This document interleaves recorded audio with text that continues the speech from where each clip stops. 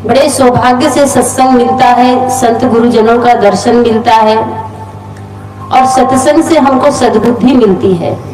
सदगुरु कबीर साहब का मुख्य ग्रंथ है बीजक, और बीजक में साखी प्रकरण में सदगुरु कबीर साहब कहते हैं कि सकलो दुर्मति करो अच्छा जन्म बनाओ, कागे गौन गति छाड़ी के हंस गौन चली आओ।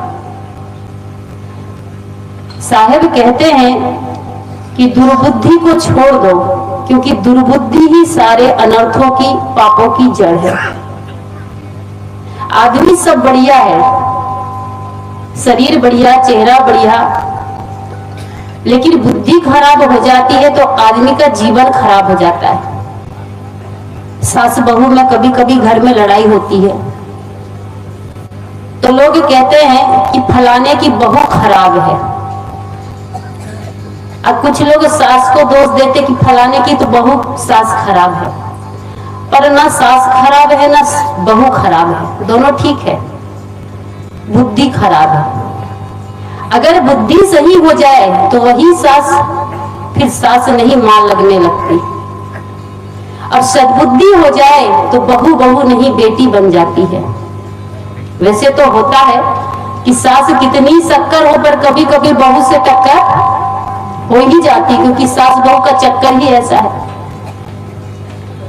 हमारे अंदर थोड़ा सा सद्बुद्धि की जरूरत है।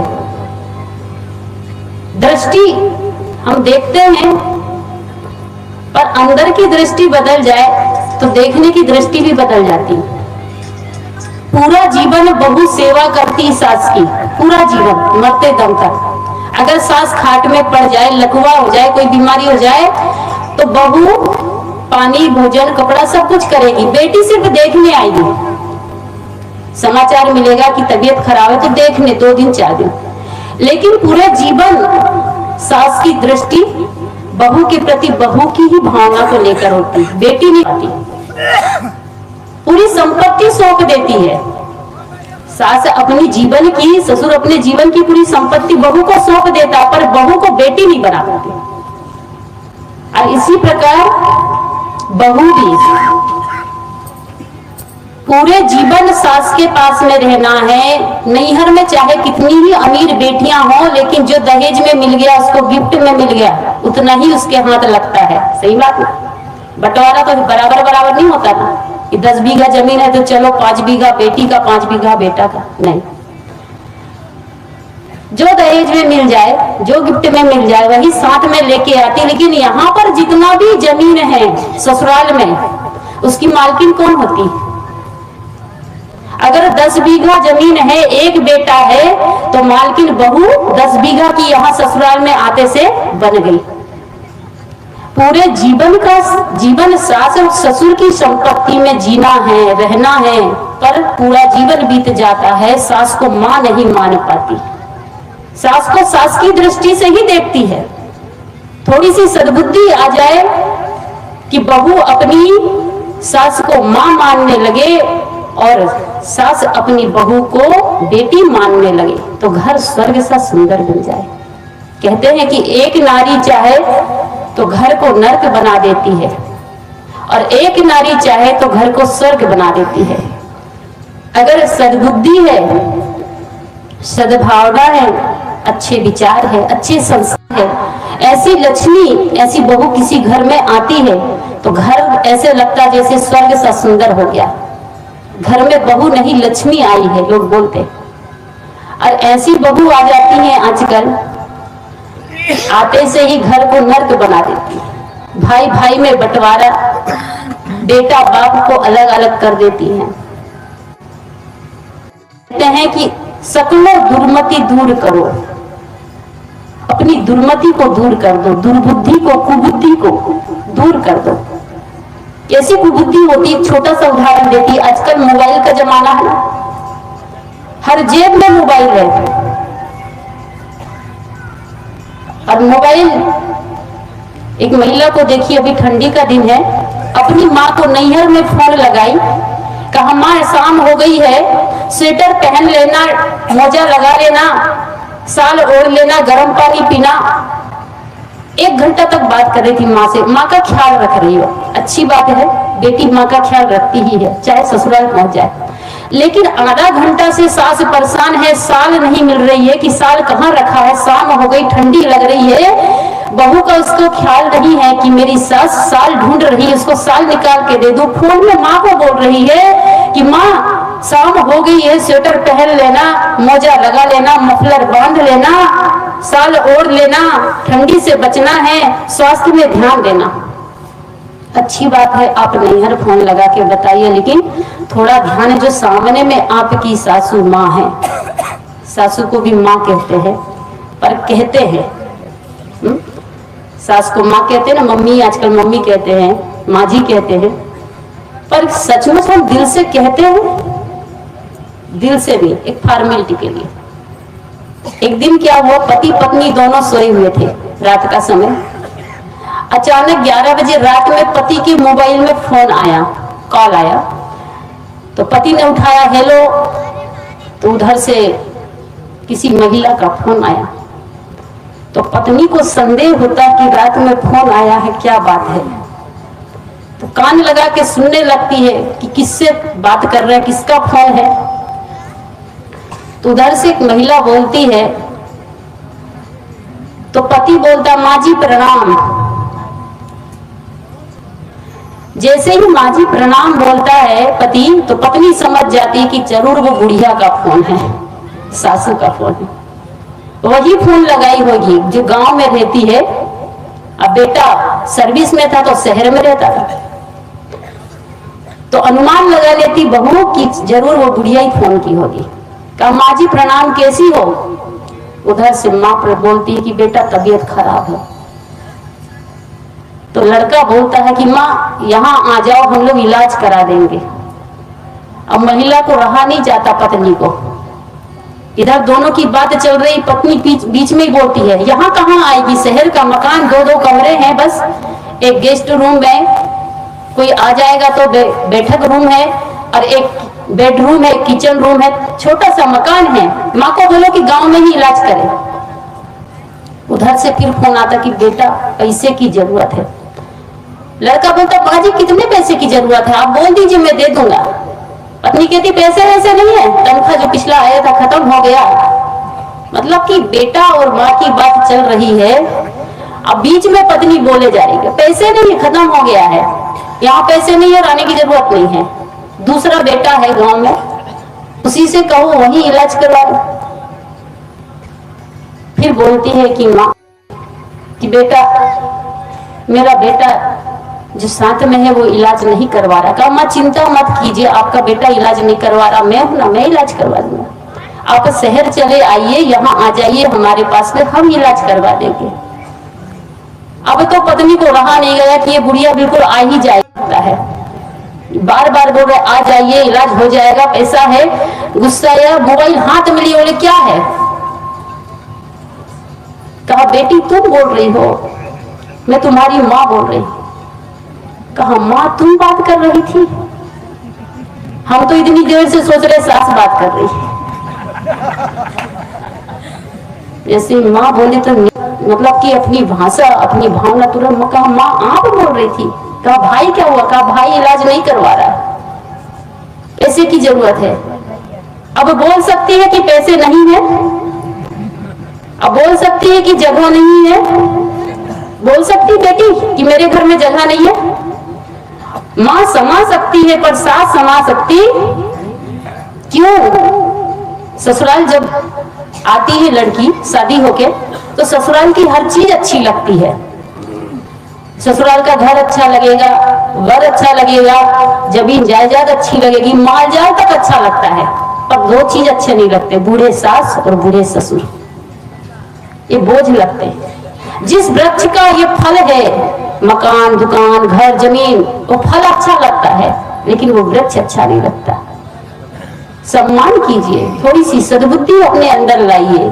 घर में ये महाभारत होता क्यों है? अधिकतर देखिए सास बहू की ही झगड़ा होता है, सास ससुर का, बहू और ससुर का झगड़ा नहीं होता।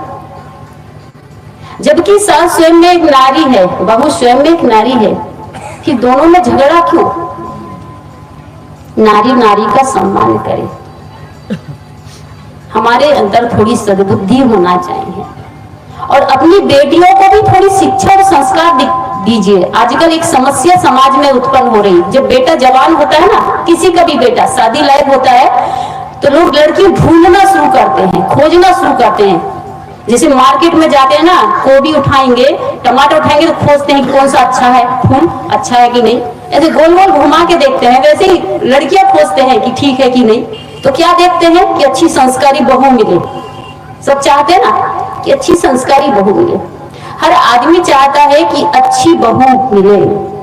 तो समाज की यह समस्या हो गई आज की अच्छी बहुएं मिलती नहीं। लोग यही से क्या कहते हैं, आजकल कहाँ अच्छी बहू। तो सज्जनों, क्या बहू और बेटियों की अलग अलग फैक्ट्री होती कि बहू बनने की अलग फैक्ट्री हो, बेटी बनने की अलग फैक्ट्री हो। अच्छी बहू नहीं मिल रही, इसका मतलब क्या है, अच्छी बेटियां, हमारे समाज में अच्छी बेटियां तैयार नहीं हो रही। आज अगर आप अपनी बेटी को संस्कारी बनाइएगा, सुसभ्य बनाइएगा, समझदार बनाइएगा, तो यही बेटी आगे चलकर किसी घर की बहू बनेगी। बेटियों को संस्कार नहीं दे रहे हैं, बेटियों को शिक्षा नहीं दे रहे हैं, और बहू से आशा कर रहे हैं कि उनको अच्छी बहू मिल जाए, सेवा परायण मिल जाए, और बेटी से कहते हैं बेटी ससुराल में आराम से उठना, 15 लाख दहेज दिए हैं, चिंता मत करना। बेटी को पाठ पढ़ा के पहुंचाते हैं, जल्दी मत उठना, टाइम से खाना खा लेना, सास ससुर खाए या ना खाए। और जब अपने घर बहू आती है तो कहते हैं बहू को लास्ट में खाना चाहिए, जल्दी उठना चाहिए। बहू आते ही नियम बन जाता है, बेटी की विदा करते समय पाठ अच्छा पढ़ा के अच्छे संस्कार और शिक्षा दीजिए। तो हम ये समस्या है जो हमारे समाज की कि अच्छी बहू आजकल नहीं मिल पाती है। इसका कारण है कि आज हम अपनी बेटियों को शिक्षा तो दे रहे हैं, बीए एमए करवा रहे हैं, पर संस्कार और संस्कार के अभाव में क्या है, सब बेकार। आज देखिए हमारी संस्कृति, हमारी सभ्यता लुप्त होते जा रही। विदेशी सभ्यता, विदेशी संस्कार ऊपर टीवी चैनल के माध्यम से, मोबाइल के माध्यम से हावी होते जा रहा है। बेटियों को तो नक्शा ही बदल गया है। बेटा तो कम बदले हैं, पर बेटियां बहुत बदल गई। कैसे बदल गई है कि पहले देखते थे कि माता बहनें हमारी फुल कपड़ा पहनती थी, सही बात। पहले ब्लाउज होता था, साड़ी मोटी होती थी। अब आज विदेश की नकल शहर की लड़कियां करती है, शहर की नकल गांव की लड़कियां करती है। आजकल जीन्स गांव की देहात की लड़कियां भी पहनने लगी, टाइट जीन्स और टाइट टी शर्ट। हमारा समाज दो चीज से बर्बाद है, बेटियां है फैशन में और बेटा है दुर्व्यसन में। माँ बाप टेंशन में जी रहे हैं कि समाज कहां जा रहा है। बेटियां फैशन छोड़ दे, सादा जीवन उच्च विचार।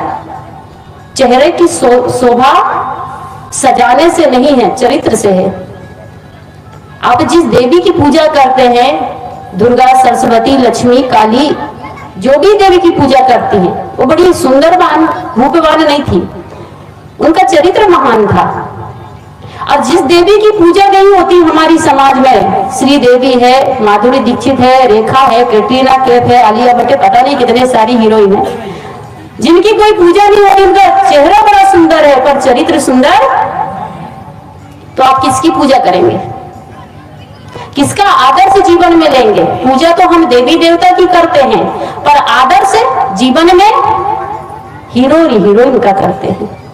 हीरोइन ने जो कपड़ा पहना, आज हमारी बेटियां बोली, हीरोइन ने जैसी हेयर स्टाइल रखी है वैसे ही हमारा। आजकल तो बच्चे लोग भी बाल कटाने जाते हैं तो किसके जैसे बाल कटाएंगे, कहेंगे आमिर खान जैसे, सलमान खान जैसे, विराट कोहली जैसे, मतलब अपने जैसे नहीं, उनके जैसे। उनके जैसे क्यों? उनको तो पिक्चर बनाना, पैसा कमाना, आपको क्या करना है, अच्छा लगे या ना लगे। पर ये दुर्बुद्धि है, सद्बुद्धि नहीं है कि हम अपना जीवन, अपनी हेयर स्टाइल भी अपनी पसंद से नहीं रख सकते, उनकी पसंद से रखते। तो बेटियों फैशन त्याग दे और बेटे दुर्व्यसन त्याग दे। शराब, गुटखा, खैनी, शिखर, मूलचंद, माणिकचंद, राजश्री, क्या क्या बहुत चलता है, खा खा के थूकते रहते हैं। 4,500 रुपया किलो वो गुटखा जिसको आप दिन भर में थूक देते हैं, उसकी कीमत। उसमें निकोटीन नाम का जहर होता है, उस स्वास्थ्य के लिए हानिकारक है, उसे आप जेब में लेके घूमते हैं। पर काजू किशमिश बादाम जिसकी कीमत 1,000 रुपया है, जिससे तन मन और बुद्धि बलिष्ठ होती है, ताकतवर होती है, किसी आदमी के जेब में नहीं मिलेगा। हाथ डालिए अभी पुड़िया निकल जाएगी। क्यों? एक आदमी कह रहा था काजू किशमिश बादाम बहुत महंगा होता है। हम कहा कि ये गुटखा से तो सस्ता ही होता है, गुटखा तो उससे भी महंगा होता है, फिर भी आप खाते हैं। इसलिए सदगुरु कबीर साहब कहते हैं कि सकलो दुर्मति दूर करो, सबसे पहले दुर्बुद्धि दूर कीजिए। दुर्बुद्धि दूर हो जाएगी तो आदमी परिवार में सुख शांति से जीवन जी सकता है।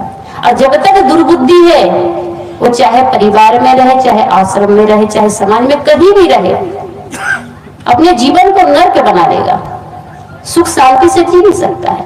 इसलिए हम अपने जीवन को सत्संग के माध्यम से सद्बुद्धि सद्ज्ञान से भरे, ताकि हमारा जीवन सुखद और शांतिमय हो।